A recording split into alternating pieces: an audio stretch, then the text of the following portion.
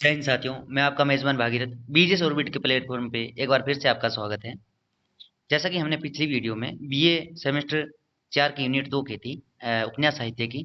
अब इस वीडियो में हम करने जा रहे हैं। आगे हम पढ़ रहे हैं इकाई 3, जिसमें त्यागपत्र उपन्यास जैनेन्द्र कुमार के बारे में पढ़ेंगे यूनिट 3 में। तो शुरू करते हैं।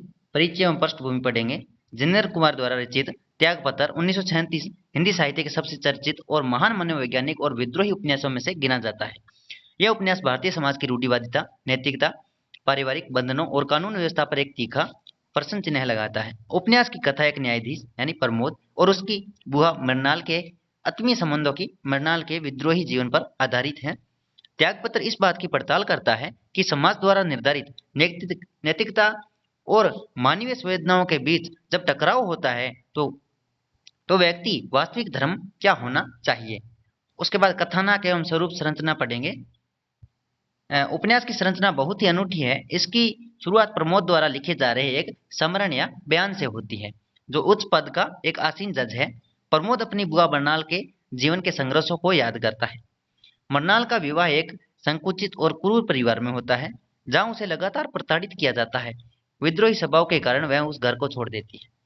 इसके बाद उसका जीवन समाज की नजरों में पतित मान लिया जाता है, किंतु जैनेन्द्र ने दिखाया कि परिस्थितियों के चक्रव्यूह में पिसने के बावजूद मरनाल अंतःकरण कितना पवित्र और महान है।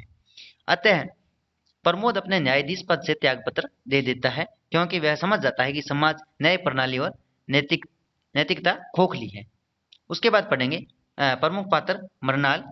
मरनाल के बारे में पढ़ेंगे। तो आगे शुरू करते हैं। मरनाल क्या है? मरनाल त्यागपत्र की केंद्रीय और सबसे सशक्त पात्र है। वह भारतीय नारी परंपरागत एवं छवि बिल्कुल अलग है। वह विद्रोही है, स्वाभिमानी है और अपने आचरण के प्रति पूरी तरह ईमानदार है। समाज में उसे चरित्रहीन या पतित करार देता है, क्योंकि वह बंधनों को तोड़कर जीने का साहस करती है। लेकिन जैनेन्द्र उसे मानवीय करुणा और त्याग की मूर्ति के रूप में प्रस्तुत करते हैं। मरनाल का चरित्र समाज के दोहरे मापदंडों की पोल खोलता है। उसके बाद हम पढ़ रहे हैं प्रमुख विषय और दार्शनिक पक्ष क्या है। पारिवारिक नैतिकता बनाम व्यक्तिगत स्वतंत्रता, यानी कि पारिवारिक नैतिकता के सामने व्यक्तिगत स्वतंत्रता क्या है। उपन्यास का मुख्य संघर्ष इस बात पर है कि क्या समाज के द्वारा बनाए गए नियम व्यक्ति की स्वतंत्रता या आत्मविश्वास आत्मसम्मान से बड़े हैं। मरनाल व्यक्तिगत स्वाभिमान को चुनती है और समाज के बनाए गए झूठे नैतिक बंधनों को ठुकरा देती है। उसके बाद न्याय और विडंबना पढ़ेंगे। प्रमोद जो न्याय की कुर्सी पर बैठकर लोगों को सजा देता है, अंततः उसे महसूस कराता है कि समाज का वास्तविक न्याय और क्रूर संवेदनहीन है। जज के पद से उसका इस्तीफा देना असल में उस व्यवस्था के खिलाफ एक बड़ा त्याग पत्र है। इसके बाद अपने बात करेंगे कला एवं शिल्प के बारे में। जैनेन्द्र की भाषा अत्यंत दार्शनिक सूक्ष्म मनोवैज्ञानिक है। त्यागपत्र में घटनाओं से ज्यादा पात्रों के मन के भीतर चलने वाले अंत्य द्वंद्वों को प्रधानता दी गई है। संवाद बहुत ही संक्षिप्त है, लेकिन गहरे प्रभाव छोड़ने वाले हैं। आत्मकथा शैली होने के कारण उपन्यास की विश्वसनीयता और पाठक के साथ जुड़ाव बहुत अधिक बढ़ जाता है। उसके बाद इसका निष्कर्ष देखेंगे। निष्कर्ष में अपने देखेंगे कि त्यागपत्र केवल एक क्षत्रिय के संघर्ष की कहानी नहीं है, बल्कि यह मनुष्य जीवन के अंतःकरण की स्वतंत्रता का घोषणा पत्र है। यह उपन्यास हमें सिखाता है कि नैतिकता की बाहरी नियमों से नहीं, बल्कि हृदय की पवित्रता और करुणा से तय होनी चाहिए। जैनेन्द्र की यह रचना आज भी पाठकों के बेहतर तक झंझोर रखती है।